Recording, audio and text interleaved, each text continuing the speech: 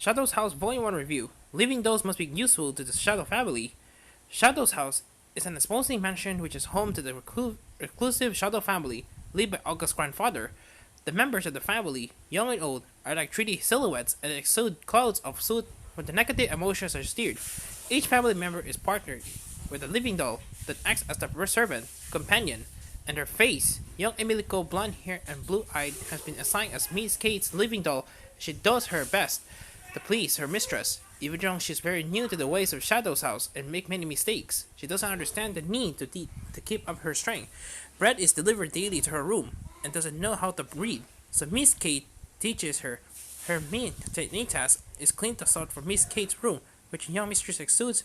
She tends to exude more soot the more vexed that becomes at Emilico's clumsiness. It's a never-ending task. At first, Emilico spends all her time with her mistress, but eventually she makes the joy in the general cleaning of the mansion and gets assigned to a team with 3 other living dolls. At first, she is overwhelmed when she sees the hordes of other living dolls and the vastness of the rooms they have to clean, but her cheerful, willing nature soon reasserts itself and she sets to with gusto. But later, while cleaning the windows, she falls from Kate's room into the formal gardens far below. Alarmed, Kate hurries down to look for her and check that she's alright.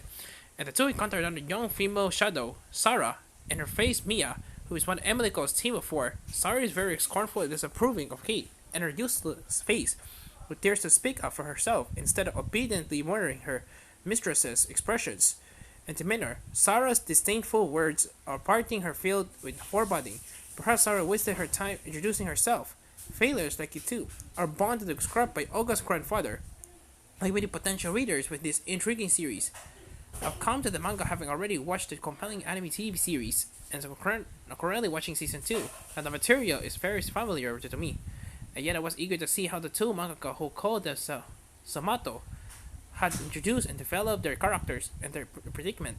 There's a distinct gothic chill about this tale of our aristocratic Shadow family who lives in Shadow House, and the living dolls who serve them and act as their faces. Sunny nature Emilico makes the perfect viewpoint character, painfully eager to please Miss Kate, her young shadow mistress, yet having to learn anything about her role as a living doll, and frankly getting it wrong. Watching the two girls getting to know each other and growing more confident in their relationship as their work strong misunderstandings is rewarding, especially as all the hints about life in Shadow's house imply that they're really going to need to rely on each other. There are so many questions that arise in the reader's mind as they, like Emilico, encounter mysteries that are not explained or lurk in the darkness corridors and recesses of the vast mansion. What, for example, are the veiled faceless dolls who deliver clean laundry and meals? The 12th and final chapter and filled in this volume and is the only one written from a point of view other than Emilico's, and the style is very different. We are offered a glimpse inside Kate's mind, and the one word that echoes draw the whole chapter, vividly illustrated, as filthy, as hard to feel sympathy for the young shadow girl, as every moment of her working life is dominated by the all-pervasive soot she gives off. The Empress has delivered an attractive first volume which contains several color illustrations. The translation is by Taylor Engel and later is by Liz Blakesley. It both serve the manga well. Whether you watch the TV anime series or not, Shadow's House makes for a fascinating read.